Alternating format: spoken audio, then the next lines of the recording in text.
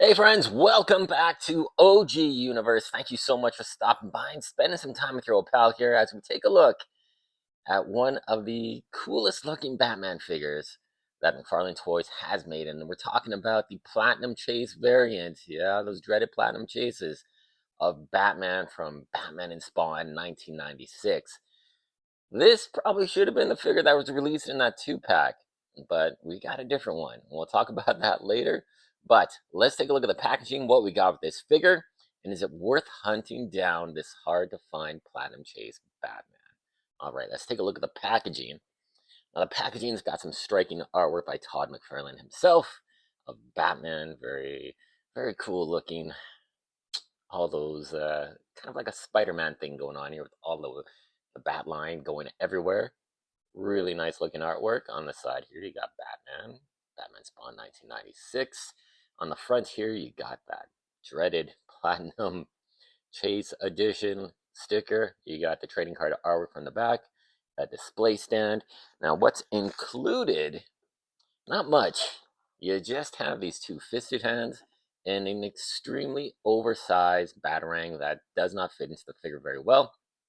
And guys, if you have other Batarangs from other Batman figures, use them. This is just not very good at all, unfortunately. But that's it. That's what you're getting with this figure. Now, the figure is extremely striking. I am extremely happy I got this figure. He was extremely tough to find. Thank goodness I have some very good friends at the GameStop I shop at locally. I do all my pre-orders at for everything. And we built a good rapport and a bond. And that is so important. Be nice to people. If I can give you any piece of advice in the history of the world, just be nice to people. Treat people with respect and kindness, you know, and they'll do nice things for you. Treat people well and they'll treat you well back. That's how it kind of works sometimes. Most of the time, I really hope it does, but in my instances, it works all the time. This is a figure that they knew I was interested in it. As soon as it came in, they put it aside for the rest of my figures, and I totally appreciate that. Now, trying to find them in the wild, uh, no GameStops I've been to have this figure. A lot of them haven't even heard of this figure, so that's the kind of how much they know about the product that's coming in. But this is a specialized product, not very available, not on their website. Well, actually, it was on the Canadian GameStop website. Very briefly, sold out extremely fast and quickly changed to unavailable. So I couldn't get the pre-ordering because they sometimes put DC Multiverse, DC, McFarlane, Spawn Batman. That's it. They don't put DC Multiverse, Spawn, Batman, nothing like that. It's just Spawn Batman. I don't look under Spawn Batman very often, but I should have because I could have pre-ordered this and probably two of them. But yeah, time time passes by, but at least we got the figure. Now let's take a closer look at this figure. Now the first thing I did was swap out the Batarang. I gave him the Batarang from the Adam West figure because that just looks way better. The head sculpt is absolutely stellar. He looks so striking, extremely well done. It's got a different look for Batman, especially with the way the shape of the ears are. They're not just that kind of straight, kind of pointed. They're a bit thicker. It almost looks like a bit of a bat, so to speak. Very reminiscent of Todd McFarlane's artwork. The sculpted logo on the chest is greatly appreciated. The color scheme as well. The lighter gray, the darker blue look absolutely fantastic. The overall appearance, even with these little cape points here, look fantastic. The only thing, guys, that's going to be an issue is this cape. This is probably the thickest cape. It is so heavy, so thick, and so much rubber. It's unbelievable. If you get this figure and put it in your hands, feel this cape. It is solid. It is just a menacing cape. I don't know why they use this cape. Why didn't they use a cloth wire cape? It blows my mind. It certainly does. Because we've gotten the Batman 66 Adam West version that had a very long cape, which, the cape conspiracy with that and Hugo Strange. They could have just used that cape. I don't know why. Maybe this figure was supposed to be released initially with that Spawn 2-pack, and for some reason things got switched around, circumstances happened, and this is the cape they had. But now, with the cape technology that McFarlane's rocking, it's kind of weird to get such an odd, really not a nice cape at all. It has problems standing up, this figure. The ankles, I think, have just weakened from this cape because this is such a thick cape, and even trying to get it out of package, it was freaking tumultuous. You got to squish it, bind it, bind it, bind it, and try and pop it out. It was, man, it was odd. But nevertheless, we have our figure, and it's quite striking. You can get over that cape, we'll be fine. But I think some toy surgery is probably going to happen in the future on this figure. So be prepared. Yeah, but let's take a look at some of the articulation this figure has. So the head is on that one-piece head and neck combo. A lot of people hate it. A lot of people like it. Haven't heard anybody say they absolutely love it. I'm not the biggest fan of it either, but it still keeps the sculpt intact. It doesn't break it up with a glaring neck cut. But you can move up, down. You got some side attitude going on. So it's not too bad. You do have a spacer joint that's very deeply tucked in there. So you got that extra butterfly range of motion, but not going to happen. You're going to have to do some toy surgery, pop the arms out, and reposition those sockets to give it some better range of motion. You do have, of course, the ball joint, the bicep cut, double joint ratcheted elbows, ball joints at the hands. You do have torso articulation, the abdomen cut, which doesn't go back too far forward, not much at all, unfortunately. You do have a ball joint at the waist for some added articulation, ball joints at the hips, double jointed ratcheted knees, toe articulation, ankle rocker pivot. And you got the kind of uglier ball joints too. It's not super sculpted.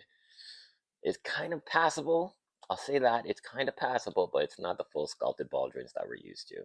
So this definitely is the older Batman buck that we've seen before, the Three Jokers, the Year 2 Batman. It's a great looking buck. It's muscular. It's got great proportions.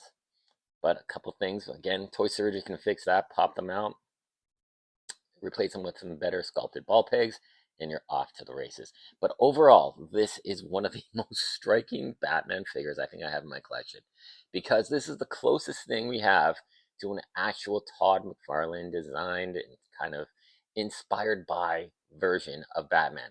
We've had some tremendous version of Batmans in the past, but I think this is one of the absolute best. Sharp scallops as well, really segmented, very nicely done. So this is a very cool looking Batman, but I think if we didn't get this Batman from this 2-pack, it disappointed a lot of people. And essentially, this is a retooling of this figure in the different color scheme. And I think if we didn't get this Batman, I don't think we'd get this one here. This definitely should have been released with this figure, but unfortunately it wasn't. But this is still a very iconic 2-pack of Spawn and Batman for the first time. And I think this may have been a bit of a rush release. So I really think they wanted to coincide this with the Spawn Batman comic that came out. If they would have kind of pumped the brakes a little bit, I think it would have been great to get this, but I'm still happy to have this one in the collection. I've never opened this. I don't really feel a need to open it because I have the Spawn from the Spawn and the Throne. Although it does have that short cape. Would like a fully decked out cape, but I'm okay. I'm okay. And the Batman, well, we've got lots of Batmans, and I'm very happy with the Batman collection I have, but I like this in its pristine condition. And it'll probably remain sealed for the duration of its time in my collection, which will be a long time. A very long time. But very happy to have that. And I do want to bring in some size comparisons and some, figures that would look good with this Batman on your shelf. Now, this cape does take a lot of real estate, so it takes a lot of room on my little spinning disc here. But I definitely want to bring in one of my favorite Spawns. And this is Shadow of Spawn from the Mortal Kombat lineup. I like the way these two look. I really think this would have been an interesting 2-pack. If they want to re-release, put another Spawn, another Batman. Maybe don't lock it behind the Platinum Chase exclusivity of this Batman, but make it accessible. These are two major comic book characters together in action figure form 2-pack. Make it accessible to masses and make it worthwhile. That Spawn is awesome. I think A lot of people are disappointed with that Batman, so why not re-release under the Gold Label moniker if you want? So a lot of stores will still get it. Put this Batman, maybe this Spawn or a retooling of it. But man, uh, these two guys look great and definitely will look awesome on your shelves in some epic battles. So stay tuned for that, guys. Definitely gonna happen. And I also want to bring in a figure that, well, the same body block is used for this Batman here. This is the Hugo Strange Batman. Now, as you can see, he doesn't have the Hugo Strange head. He's got a Batman Jim Lee head from that Hush 2-pack. I think this looks great. I love this cape. I think it looks so damn good. And I wish this cape was on that figure, but through the magic of toy surgery, we're going to do some head swaps. And this head will probably go onto that body, that one will go onto here. I'm trying to find a paint that'll match up nicely with this blue. I can't leave it black. Can't leave it black. It's incomplete. It's got to be the same shade to make sense, right? But I'm having a tough time finding a paint matching that blue. So stay tuned for that. We'll see if we can make things happen, so to speak. Then I'm going to bring in another Batman. This has been kind of like my go-to Batman, one of my favorites for sure, the Jim Lee Hush Batman. I really like the way these guys look together. Of course, you're building your Batman shelf, your Batman collection. You're going to have different Batmans, and it's okay because these are two very distinct, very different time periods, maybe, for our Batman. And man, they're both awesome to have in your collection. They look fantastic. And of course, we got to bring in this one here. This, I think, is my favorite of the Nightfall Batman body bucks, so to speak. And that is our Dick Grayson as Batman from Batman and Robin.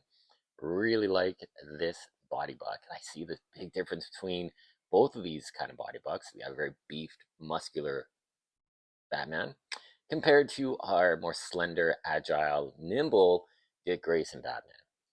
I'm glad they didn't use the same buck or did something, that doesn't fit the character. So I appreciate that. Todd did a great job and his team there to make sure this is a distinct Dick Grayson style Batman. And it looks absolutely fantastic.